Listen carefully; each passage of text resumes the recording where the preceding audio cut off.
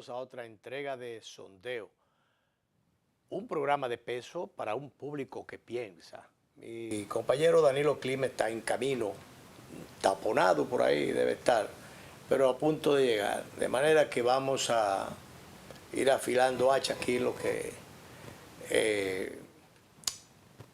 se resuelven las cosas. Muchos temas interesantes y recoge la prensa del día de hoy, y fue noticia desde ayer, la incautación que hiciera de armamentos y pertrechos que hiciera la Dirección de Aduanas de la República Dominicana de una cantidad de armas de grueso calibre y de pertrechos militares incautados en el país y que fueran o que provinieran de Miami. Se decomisaron 23 armas de alto calibre. Cargamento llevaba 36.000 municiones, que no es cuento de camino. Ese envío, como dijimos, salió de Miami y se detectó en el puerto de Jaina. Pero vaya,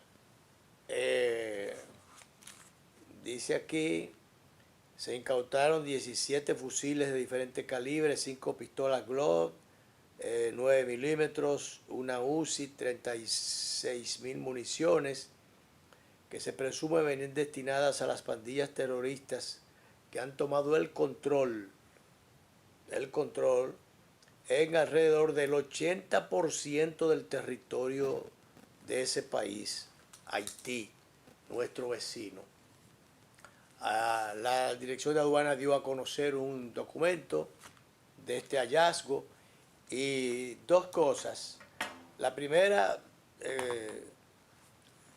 resaltar el ojo avisor de esta agencia del Estado, el ojo avisor para que cosas como esta no se introduzcan al mercado y sobre todo que sean transportadas a lo que se entiende que era su destino, que era Haití.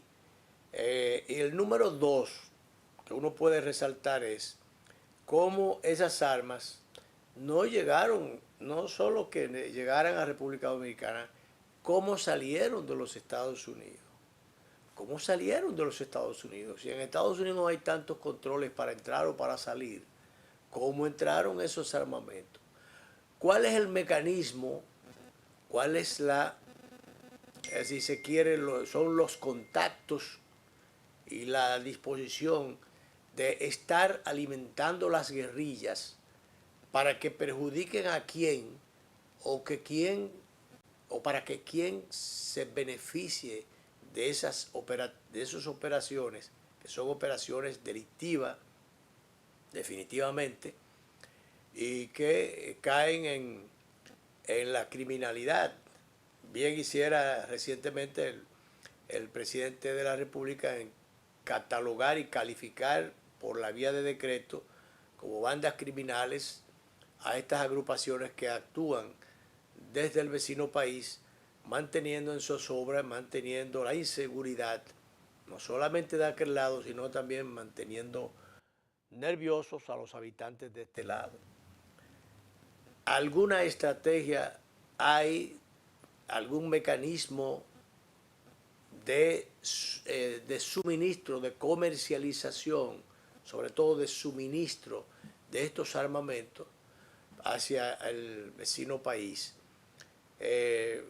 ¿Por qué en Estados Unidos, por ejemplo, hay que dejar salir esto, no controlar esto?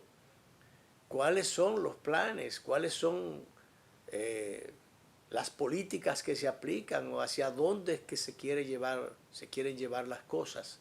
Porque no es verdad que cargamentos de esas magnitudes y con esos temas tan delicados puedan manifestarse, darse tan simple, sin que nadie se dé cuenta, sin que las autoridades puedan, sobre todo, echarle mano, que el alcance de la ley, el brazo largo de la ley y de la justicia no pueda alcanzar a los responsables de estas acciones, que en definitiva ponen en peligro, como ya se ha visto, la seguridad de aquel lado, la vida de la gente de aquel lado, pero también la seguridad de las personas de este lado y la misma seguridad institucional del país también se pone en juego con esto.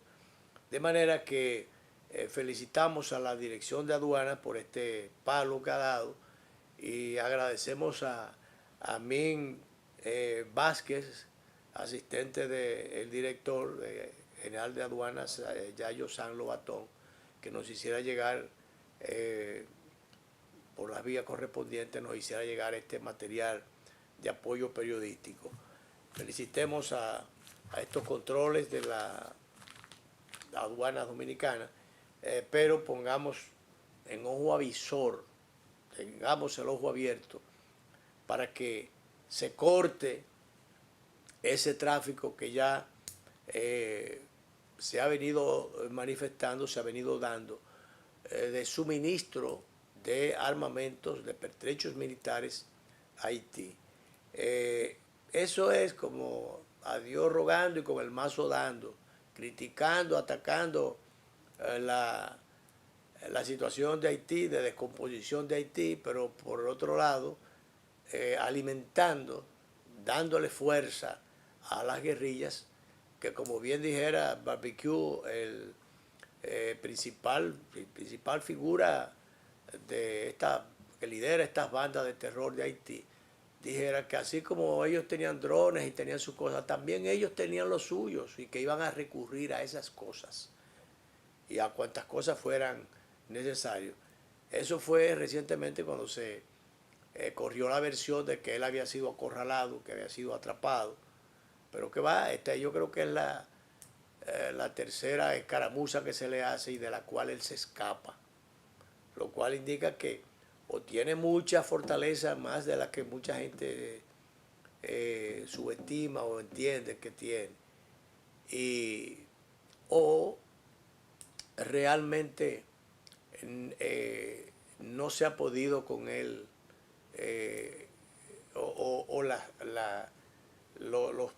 diríamos, las estrategias que se delinean o que se elaboran para tratar de darle captura se quedan pequeñas frente a el poder de fuego o capacidad de movimiento y de respuesta que tiene este señor que encabeza hasta ahora, encabeza estas bandas terroristas allá y que tiene, por demás, tiene, como decía al principio, el control del 80% del territorio nacional. Prácticamente el gobierno del país está en manos de ellos. Eso realmente pone la piel color de hormiga, pudiera uno decir. No se entendió mucho para alguna gente el decreto del presidente de la República declarando como terroristas a los integrantes de las bandas de Haití, creo que mencionando un listado de unas 21 personas a las que se les tiene vedado la penetración o la entrada al territorio nacional, al territorio dominicano. Sobre todo declarándolo como en condición de terrorista, cuando el país no tiene jurisdicción sobre los hechos o sobre los actos delictivos o las situaciones irregulares en las que puedan incurrir estas personas. Ya algunos especialistas en derecho internacional han hablado sobre ese tema y no sabemos si fue por un formalismo, por a qué obedecía este decreto, pero a mucha gente no le vio mucho sentido. Lo importante es que la vigilancia sea fortalecida cada vez más de nuestros cuerpos armados, especialmente de la unidad denominada CEFRON, que tiene a cargo la seguridad de la frontera, a fin de que se pueda dar respuesta cada vez que cualquiera de estas situaciones se puedan presentar. Pero eso de por decreto declarar cuando no se trata, por ejemplo, de la Policía Internacional o de una potencia que pueda llegar mucho más allá de las propias líneas fronterizas. Yo no sé, pero que con el tema de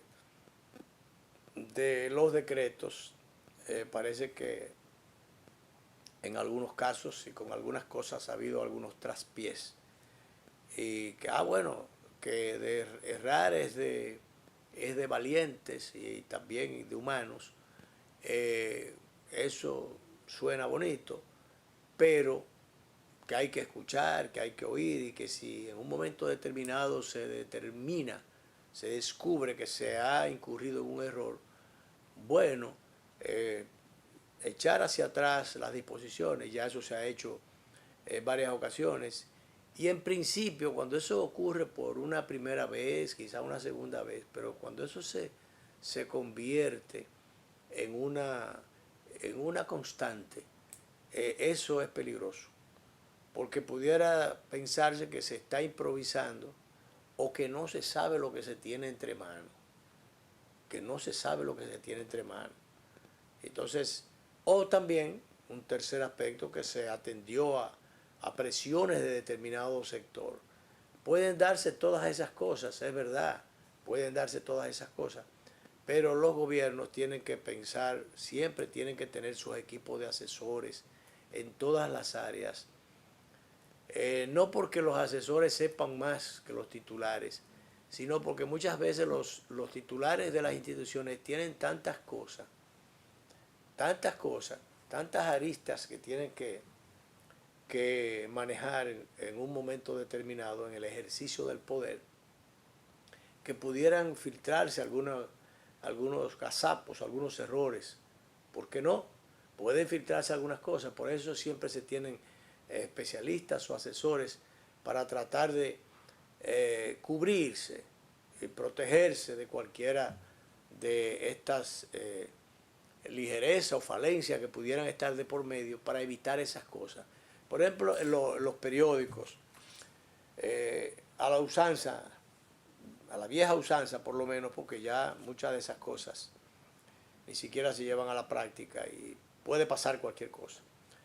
Anteriormente los periódicos, como los distintos medios de comunicación, pero especialmente la prensa escrita, tenía correctores de estilo, correctores de prueba.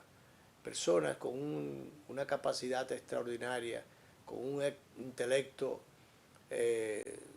cuasi sobrenatural, de manera que pudieran manejar los distintos temas y evitar que se fueran errores de toda naturaleza, estructurales dentro de la publicación del periódico, o errores gramaticales inclusive, asuntos de lenguaje, de sintaxis, de ortográficos, errores elementales.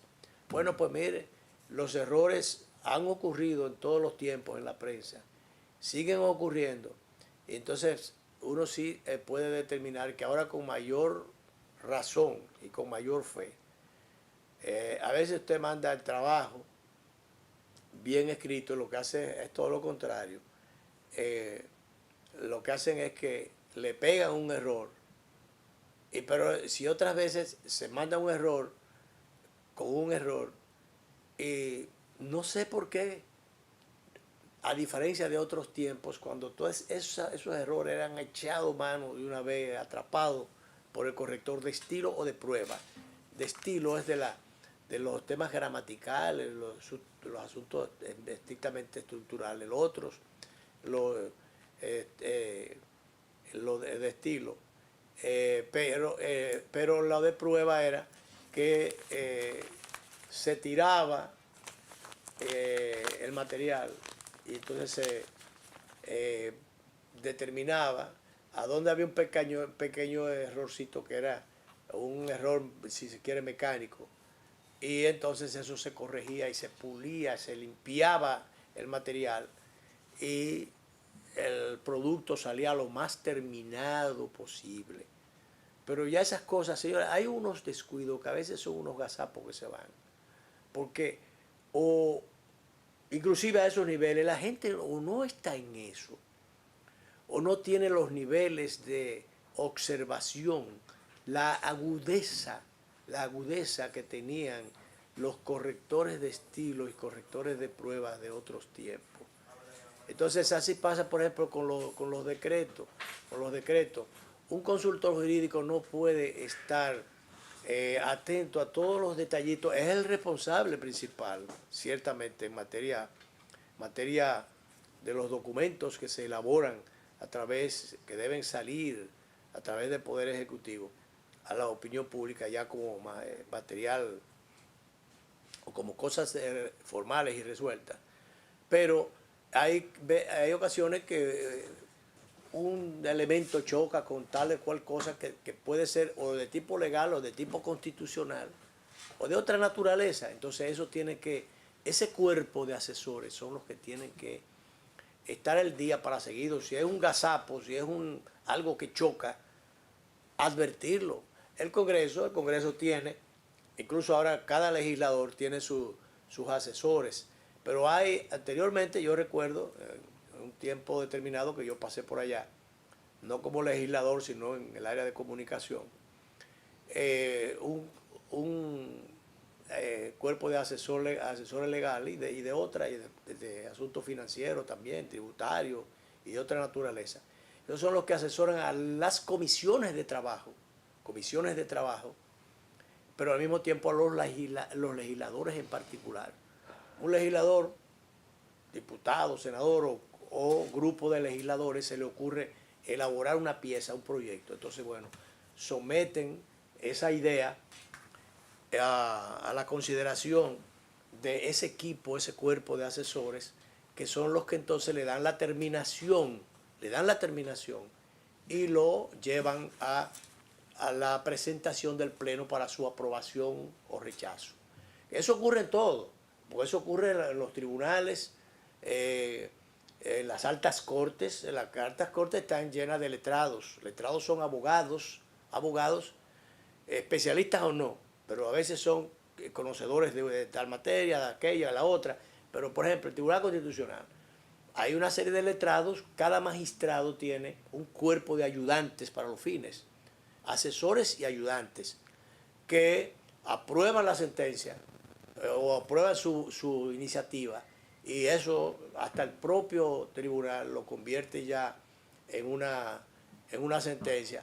Pero antes de darse a conocer eso hay que afinarlo. Y redactarlo. Bueno, también redactarlo.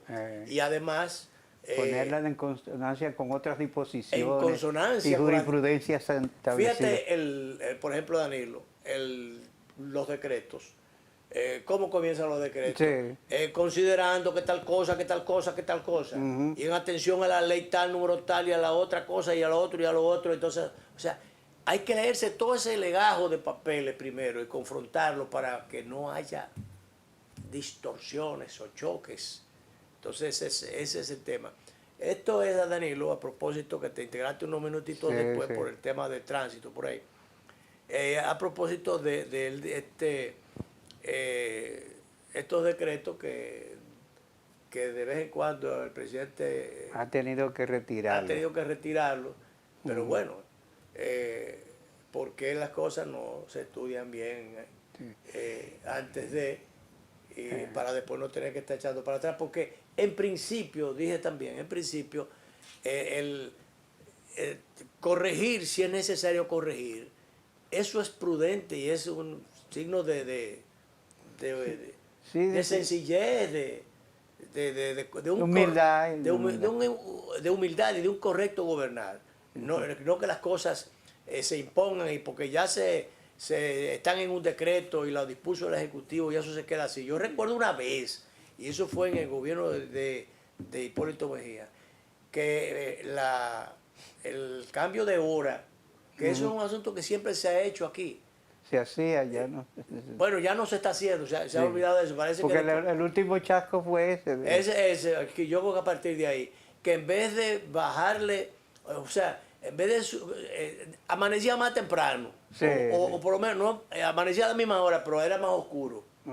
Entonces, había que cambiarle media hora a la hora, cambiarle al uso horario al horario, había que, en el caso local, había que atrasarle media hora, era atrasarle. Bueno, pues en vez de atrasarle, lo que hizo que se le adelantó. Sí, sí. Pues se puso el asunto por allá, pero después para no dar el brazo a torcer se quedó así. Se quedó así. Y entonces eso no es conveniente, porque lo ideal es que, bueno, en tal temporada que anochece o oscurece más temprano. Oscurece más temprano. Y es lo mismo, aclarece en todos más los tarde. inviernos, en todos los lugares donde Estados Unidos, en Europa lo cambian. Incluso ahora que van a cambiar todavía, por ejemplo, cuando aquí son las 7 de la mañana, ya son en los Estados Unidos, sobre todo en el norte, son las 6 de la mañana. Claro. Entonces, mira, a propósito de eso, entonces hubo un decreto que le grababa con el ITEVI a las plataformas digitales. Ha habido que echar para atrás con eso, por las presiones. Yo supongo que no sería por las presiones locales, sino presiones internacionales. La gente que está en el poder de aquel lado... la guerra de aranceles. Y la guerra de aranceles que anda suelta también. Sí. El gobierno deroga decreto que imponía ITEVIs a las plataformas digitales. ¿Qué pasa? Que se la iban a ver ahí, no sé si era con Elon Musk o con cuáles otros más de los dueños. El mismo Trump que está... Y Trump que está tronando con muchísimas cosas. Entonces, bueno, echaron eso para atrás. Pero ¿qué pasa? Que esto fue por decreto, eso es un impuesto por decreto. Sí, que no es lo correcto. Entonces, señores, una de las tareas fundamentales del Congreso es la aprobación de los impuestos. Sí. No se puede, no se debe por lo menos, poner impuestos. El Ejecutivo no puede unilateralmente imponer. Esa no es facultad, no es facultad del Ejecutivo. Debe someterlo al Congreso y el Congreso tiene la iniciativa de ley, pero tiene que someterlo al Congreso y el Congreso es quien lo debe aprobar. Pero aquí, entonces se quieren dar algunos palos acechados ocasionalmente. Digo, frecuentemente, hombre. ¿Quién dijo que ocasionalmente? Entonces se sometió a un proyecto de reforma que no fue aprobado por muchísimas cosas que se entendían, que aunque se creía que era necesario, pero que no fue oportuna la forma, ni el fondo, ni el hecho de que no se consultara a nadie. Entonces se echó para atrás, y bien, pero entonces se ha querido como de vez en cuando, buscando los dineros que faltan, meter de contrabando alguna forma de buscar fondos, buscar recursos. Sí. Esta pudiera ser una de ellas, pero entonces, claro, aquí se toma en cuenta ya no el griterío que se armó y que se iba a armar mayor cuando se graben transacciones, operaciones que se hagan por plataformas, sino por la presión internacional, habida cuenta de la gente que está gobernando Estados Unidos ahora y que son los dueños de esa realmente de esas plataformas de tanta incidencia, de tanta importancia. Y bueno, ¿qué pasa? Que eso, si se sigue en esa línea o si se convierte eso en una práctica, eso no crea o no ayuda y por lo mismo desayuda a el clima de confianza, de la seguridad para las inversiones, aquello de el respeto, que se entienda que hay una cultura de respeto por las reglas de juego establecidas, que haya una, ¿cómo es que se llama esto? Una seguridad jurídica. Si los inversionistas, yo no digo nunca los inversores, porque los inversores son los que prenden los bombillos cuando la luz se va. Yo creo que lo correcto es inversionistas. Pero claro, sí. ¿Verdad? Entonces, si tú pones bronco a los chivos, a los inversionistas, no van a invertir. Porque dice, ahorita me cambian las reglas del juego. Si están de cambiar las reglas del juego, no, entonces eso es muy perjudicial. Y el momento en que justamente las reglas de juego a nivel internacional andan como andan, a propósito de la llegada de Donald Trump, ahí vino el primer ministro de Canadá, el señor Trudeau le respondió a Donald Trump, no hay problema, pongan sus aranceles, yo le voy a poner los suyos también, los nuestros, yo les pongo los nuestros.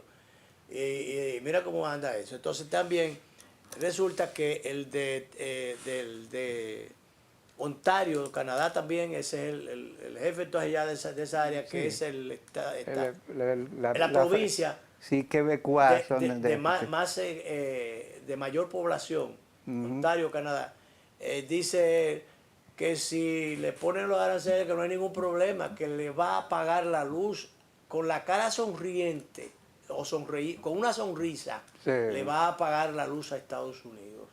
Mira a ver si tiene el cortito ahí, director. Mira, se está creando una tensión mundial muy Claro. acentuada que no, yo no creo que sea conveniente para la vida internacional. Sí, Mira lo que dice, le cortaré la luz a Estados Unidos si aplica aranceles. Do for, ese es, no sé porque decía como primer ministro de Ontario. Y no, hay un primer ministro de Canadá, pero sí, bueno, este es el jefe de Ontario. parece que es del área de los franceses, está vinculada a Francia, Ah, dice ok. los quebecois. Pero de todas maneras hablaron sobre el tema del decreto este que se sacó y se escondió otra vez. Que por cierto hubo algunos comunicadores que pidieron esto y no apareció No. colgado. Como que fue. No, ¿Tú sabes está, quiénes pero. están poniendo una cosa y después la borran de la plataforma? La gente de compra y contrataciones. Bueno, No sé. están haciendo eso. Sí, sí. Eso es transparencia. Eso es transparencia, entre comillas. Mira, entonces aquí el periódico incluso le dice, vaya perla. Mario Pujol es el presidente de la Asociación de Industriales, la Asociación de Industria de la República. Dice, mantener en ascuas al sector productivo con cambios repentinos en las normativas fiscales genera desconfianza y puede obstaculizar las inversiones. Celso Juan Marrancini, que también está en el sector del liderazgo empresarial, se refirió al tema que hay que mantener o hay que garantizar la confianza, lo cual te indica a ti que entonces si no hay la confianza, entonces con esos cambios, este tipo de cosas, y eso fue a propósito de lo que ha estado pasando con el dólar.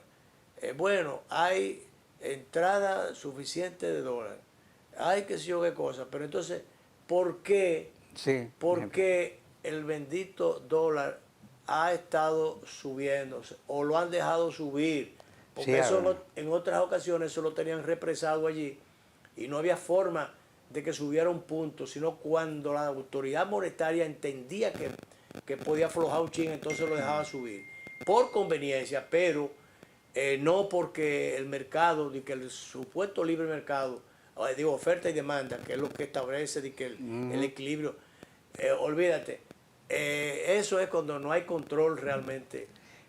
Tú sabes que como tú dices, con mucha razón, no sé, uno no encuentra los motivos por los cuales se han producido estas tasas que no son No, pequeñas. es que todavía Está a sigue, 60 y sigue. tanto. Oh, no, pero pasa estuvo ahí 62, bregando con 61. el 58 y el 60. Bueno, llega al 61, llega al 62. Danilo, está casi en el 63, ya Sí, sí. bordeando ahí el Y 63. yo no veo que se esté reaccionando. No, porque se ha hablado de que hay una proyección hasta el 70, pero eso no es bueno. Ni Eso no es saludable. bueno ni saludable. No, Entonces, no, no. ¿qué te digo? ¿Por qué si en otros tiempos se hacía, se mantenía ese control? Porque el tema de la confianza, pero hay confianza. Entonces, ¿cuál es el problema? Porque en otros tiempos, el solo hecho de un cambio, así como pasa en Estados Unidos con la bolsa de valores, cuando hay cualquier cambio, cualquier estornudo, hay movimiento y Sí, se sí. disparan. Perdón. Pues aquí había o se mantenía siempre una estabilidad, pero con un cambio de gobierno, dependiendo de la confianza que generara la persona y el equipo que viniera a gobernar, habían unos cambios hacia arriba o hacia abajo.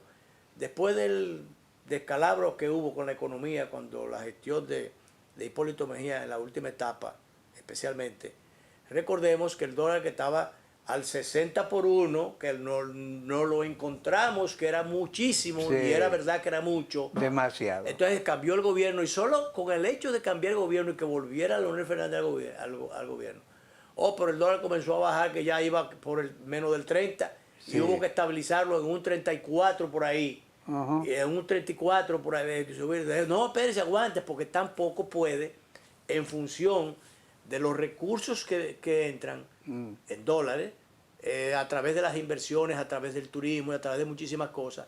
Si baja tanto, entonces a esos inversionistas No le resulta no les resulta atractivo. A los hoteleros no les va A a los dar. hoteleros no les resulta, entonces se complican las cosas. Y por Sí, tanto sí. hay que ponerlo en un punto que no sea ni perjudicial a ellos ni perjudicial a nosotros. Así es. Y ahí se mantuvo en el 30 y tanto.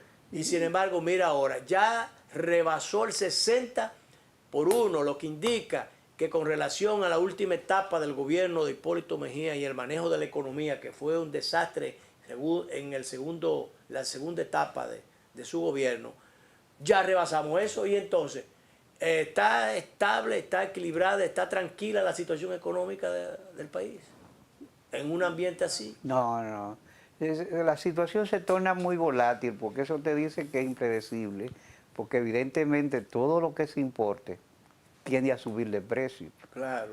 Y, No, y a la inflación depreciarse, ahorita- entonces el salario real se Entonces, deprecia. ahorita se deprecia todo y la inflación se traga el aumentico que se apruebe, que no deja de ser un dolor de cabeza también para los pequeños y medianos empresarios.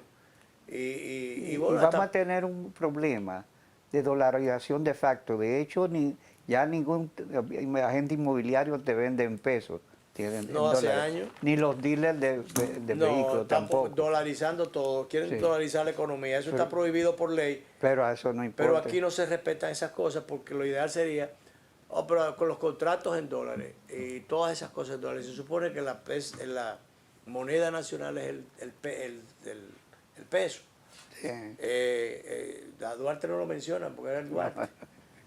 Pero bueno, si es el peso, hay que modificar la ley para cuando usted quiera hacer transacciones. De lo contrario, eso es ilegal o por lo menos violatorio de la ley. Pero aquí no se cumple eso. Bien, vamos a ver entonces. Vamos a hacer la pausa, pero mira, ya estamos, la hora va todo lo que da. A ver si le damos una llamadita a Abraham Montero, que es para los fines nuestro especialista en materia tributaria, para ver, lo llamé anoche a propósito de este decreto, para ver si él tiene, como es del natural que la tiene, la opinión sobre este decreto que se echó para allá y se volvió para atrás y las posibles consecuencias de esto. Es posible que él tenga la opinión de que hay que buscar la forma de, porque esos dineritos, esos impuestos, hay que pagarlos. Sí. Pero el tema está que son plataformas que no están bajo el control nuestro. Y sobre todo cuando son cosas que se salen del marco o de la jurisdicción nacional. ¿Qué hacer para no caer en una ilegalidad? Sí. Y Tú para- sabes que incluso son figuras que el derecho público privado, el derecho internacional privado, no ha podido todavía definir con Claro. precisión. Son los nuevos tiempos de las nuevas economías. Así es. Vamos a la pausa, director. Entonces déjame ver si conseguimos a Abraham para conversar con él.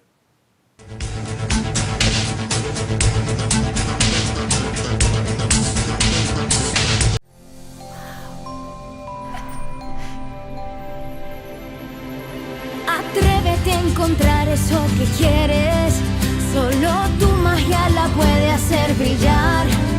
Las ideas que siempre has imaginado, ilumínalas y hazlas realidad. Las puedes cumplir. Cada idea que tienes brilla en ti. Así que vamos a cumplirla.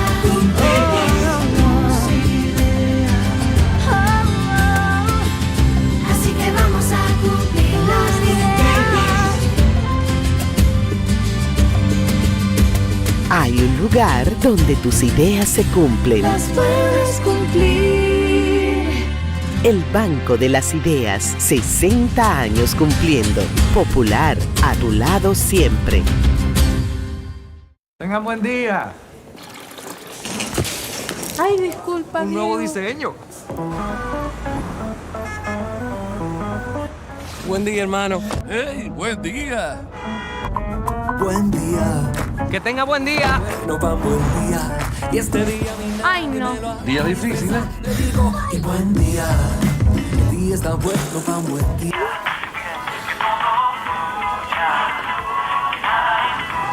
Ay, perdón. No te mi preocupes, vida. no te preocupes, está bien.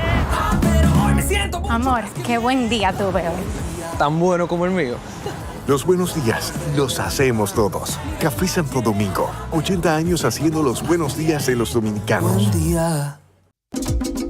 Hola, soy la República Dominicana. Soy el merengue que mueve tus pasos y la bachata que despierta tus recuerdos. Soy la tambora que late con el corazón del pueblo. Soy el sabor de un sancocho compartido, el azul que abraza la bahía de Samaná con sus majestuosas ballenas y las aguas cristalinas que besan las arenas de Cabo Rojo. Aquí, el turismo no es solo un destino, es un ritmo, un llamado a descubrir, a respetar, a sentir. Porque cada sonrisa que encuentras, cada rincón que exploras, es un pedazo del alma que cuidamos con esmero. No vengo solo a sorprenderte, vengo a contarte que quien llega no solo se lleva recuerdos, se lleva un pedacito de nuestra esencia que lo acompaña para siempre. República Dominicana, reservada para el mundo. Banreservas, firme aliado del turismo dominicano.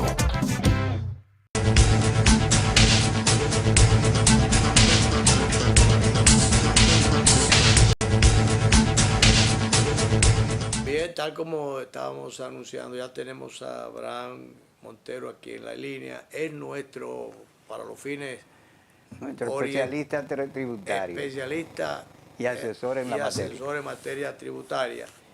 Y con mucha autoridad sobre la materia.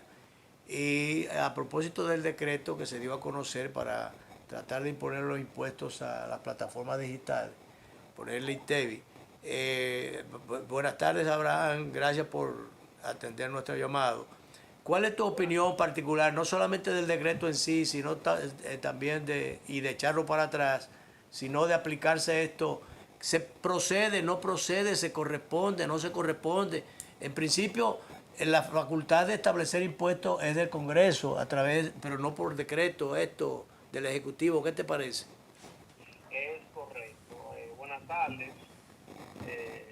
Sí, a mí me parece que mediante un decreto para este tipo de impuestos, lo más ideal y para darle un peso más, hacerlo con mayor peso, es evidente que debe de someterse mediante un proyecto de ley, porque estamos hablando de un impuesto sobre la base de un servicio que no existe dentro del esquema del Código Tributario y dentro de lo que establece el artículo 339 y 344 del Código Tributario, al establecer las exenciones del ITEVI para este tipo de servicios.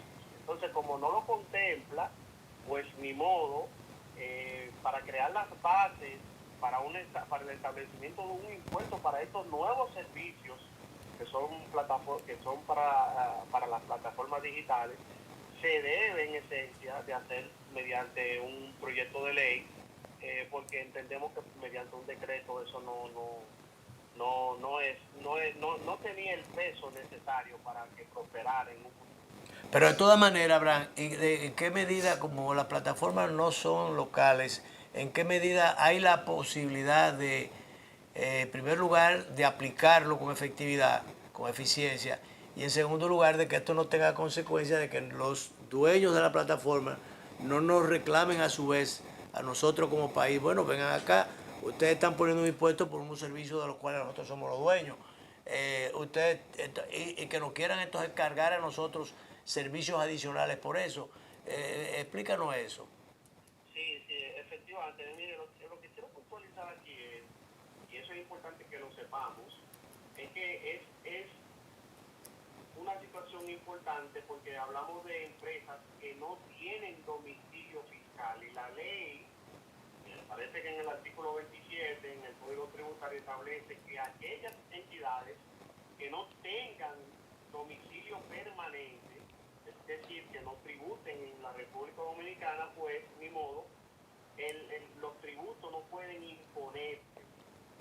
Me parece que el decreto está bien estructurado, porque incluso está creando las bases para que estas empresas en 6 meses se habiliten en impuestos internos. Incluso se está haciendo como un tipo de monotributo para que sea solamente que tributen por la vía del pago únicamente del por esa única vía. Entonces, en este caso, el decreto yo lo veo muy bien estructurado, pero la situación aquí es que debió de hacerse por la vía del Congreso, por un proyecto de ley, no por un decreto. Porque esta persona debe haber un acercamiento, que me imagino que lo hubo ya, un acuerdo, y en esencia aquí a quienes les afecta es a las empresas dueñas de estas plataformas digitales. A quienes los afecta son a los usuarios, porque ellos simplemente no van a cargar el impuesto a nosotros. Entonces sería al usuario a quien se aplicaría. Entonces, esto realmente sería una forma de búsqueda y de aplicación de impuestos que no fueron aprobados. Recordemos que la propuesta aquella fue engavetada por las consecuencias que esto iba a traer, evidentemente, no solo económicas, sino políticas también, y se echó para atrás. Pero el gobierno, que retiró su propuesta, y que no había consensuado, que no había consultado a nadie, pero parece que hay siempre intentos, no solo con esta iniciativa, sino con otras también, de querer buscar esos dineros que se necesitan para muchísimas cosas. Realmente, bueno, y eso dio lugar por ejemplo, a respuestas de parte del empresariado, algunos voceros que han dicho que esto crea desconfianza, porque si hay amenazas de cambio de reglas de juego, eso crea su pánico en el sector. Por ejemplo, el presidente de la Asociación de Industria está diciendo que mantener en ascuas a los sectores productivos, eso cambia, cambiarle las reglas de juego fiscales, eso crea una incertidumbre y crea problemas. Efectivamente. Yo soy de opinión que el servicio debe pagar el impuesto, porque es un servicio exclusivo. El que no lo puede pagar simplemente no tiene el servicio digital, la plataforma. O sea, es un asunto de entretenimiento, obviamente, y que lo graben. Yo no estoy en desacuerdo. Lo que sí me llama la atención es que sí se someta el proyecto mediante un decreto, y que pocos días después, porque una cosa, el proyecto del decreto se mantuvo como bajo perfil, y luego sale la derogación mediante el decreto 107-25. Y no se dio a conocer, no se conoció el original. No se conoció realmente, porque es lo que yo digo, que aquí debe de haber un consenso antes de emitir un proyecto de ley, hacer un consenso con los sectores afectados. En este caso, los que son afectados somos nosotros los usuarios, que tenemos una plataforma como por ejemplo Spotify, que tenemos Netflix, que tenemos un servicio en plataformas que son streaming. Entonces, la realidad es que yo no lo veo, no lo veo mal el hecho de que estén grabando este servicio, porque sí aplica para ser grabado. El problema es que no está contemplado dentro del aparato tributario para que se le aplique una imposición de impuestos, y mucho menos sobre la base de establecimientos comerciales que no tienen domicilio permanente en el país, como lo establece la ley. Ahí es donde cae la dificultad de la administración tributaria en poder ejecutar ese cobro de impuestos. Sí, porque si el establecimiento está fuera del país, no se lo van a aplicar al dueño del establecimiento, sino al cliente local. No, es que como quiera la ley establece que debe de haber un establecimiento permanente. Incluso el decreto le hace énfasis Dirección General de Impuestos Internos, pero se le está poniendo fácil en el decreto. Ok. Que está permitiendo que lo haga mediante la ley 479-08, la ley de sociedades comerciales, para que se establezcan de manera, con esa formalidad que establece la ley de sociedades, sino que le está dando como una facilidad como para que monotribute y solamente liquide por la vía de la oficina virtual, por un perfil que se le pudiera crear, y liquide ese impuesto estrictamente, que es el ITEVIS que cobraría por el servicio de la plataforma digital. Bien. O sea, que está bien estructurado todo, lo que pasa es que no se ha ventilado por la vía correspondiente. Bien, Abraham, gracias por esa parte, pero ya finalmente, el especialista también en materia, bueno, economista básicamente es, Los economistas tienen. Antonio Siriaco, ha estado proponiendo justamente para aumentar las recaudaciones, que en vez de estarle subiendo ITEVIS y otras cosas, que se ponga una especie de monotributo a las pequeñas o medianas, especialmente a las pequeñas empresas, para que haya una mayor formalización. Dice él que mediante un monotributo, un solo tributo, entonces así habría más contribuyentes y el paquete se adhería más grande y la evasión fiscal sería menor. ¿Compartes ese criterio? Sí, correcto, sí, porque de hecho eso facilita mucho el mecanismo de ejecución, los procesos de fiscalización, los procesos de ejecución de cobro, es mucho más fácil. Sí. Especialmente para esas personas que tienen situaciones de informalidad, porque una empresa ya, por ejemplo, ya establecida. No, pues él se está refiriendo a los informales, es para que se formalicen, motivarlos de esa forma para que se formalicen, porque con toda la diversidad de cobro, la gente le sale huyendo a eso. Pero Sí, claro, yo estoy de acuerdo. Sí. Totalmente de acuerdo. Incluso de parte de la administración tributaria se ha ventilado opciones para crear las bases legales para ese tipo de impuestos aquí para personas informales. gracias, Abraham, te agradezco tu participación y para adelante. Cualquier momento te estaremos llamando, al margen de los cada 15 días que tú debes por lo menos venirnos a orientar, a educarnos en materia tributaria, a ver si salimos más a flote, porque hay problemas con eso. La DGI anda con una mocha afilada con los contribuyentes y especialmente, bueno, con los contribuyentes, porque con los no contribuyentes eso no saben dónde están ni cuántos son. Gracias, Abraham. Sí, siempre a la orden. Ok. Director, responda.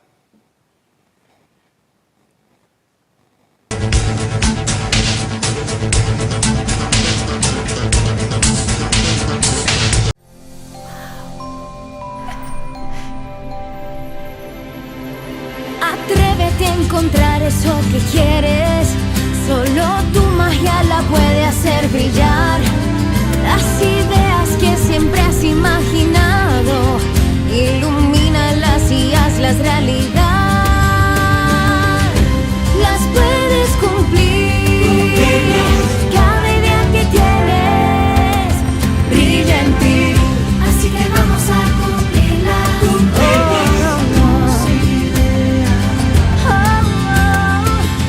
Así que vamos a cumplir las ideas. Hay un lugar donde tus ideas se cumplen. Las puedes cumplir. El Banco de las Ideas, 60 años cumpliendo. Popular, a tu lado siempre. Tengan buen día. Ay, disculpa. Un nuevo Diego. diseño. Buen día, hermano. ¡Hey, buen día! Buen día, Que tenga buen día. no va buen día. Y este día mi Ay, no. Día difícil, ¿eh? te digo, y buen día. El día está bueno, va buen día.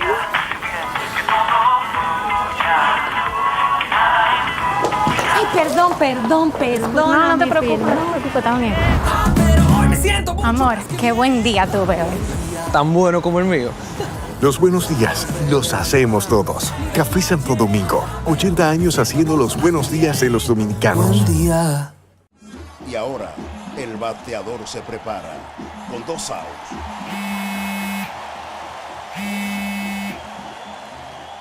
Hola. Hola, me habla el señor González. Ajá.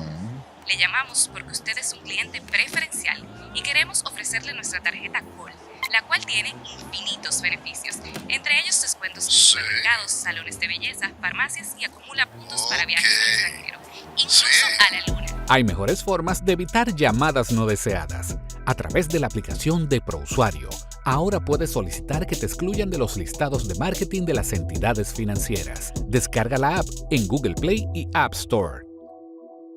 Solo tiene que indicarme dónde le enviamos el plástico de su tarjeta. No me diga. Hola, soy la República Dominicana. Soy el merengue que mueve tus pasos y la bachata que despierta tus recuerdos. Soy la tambora que late con el corazón del pueblo.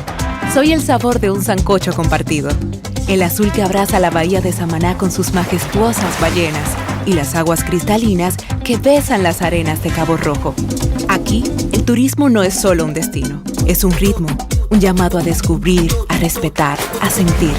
Porque cada sonrisa que encuentras, cada rincón que exploras, es un pedazo del alma que cuidamos con esmero.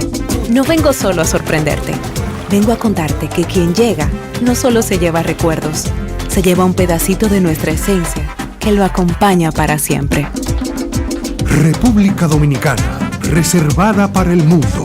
Banreservas, firme aliado del turismo dominicano.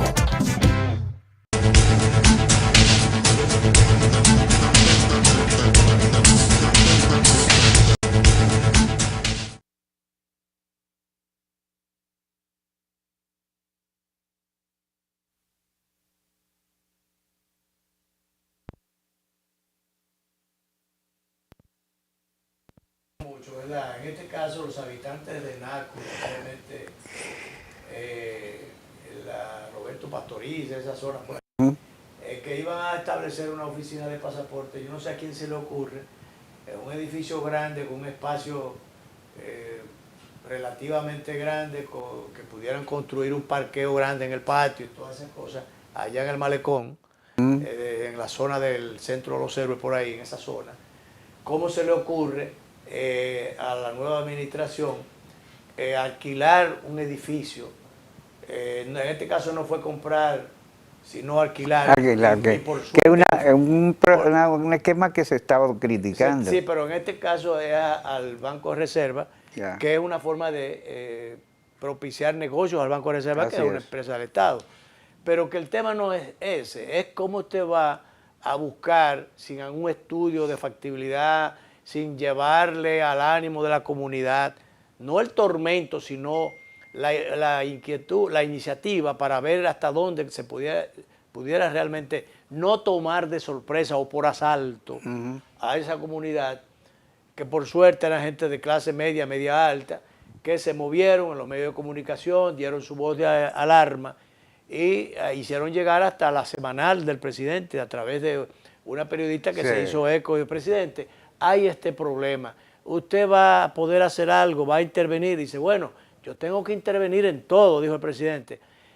Quizás en esa partecita, en el fondo él tiene razón, él tiene que intervenir en todo, y más cosas, y no él, los presidentes. Desde que uno recuerde que para trasladar a la elefanta mami del zoológico al parque botánico, al nuevo zoológico, del viejo al nuevo. Había que pedirle permiso al presidente Balaguer, porque nadie se atrevía a autorizar que eso se hiciera.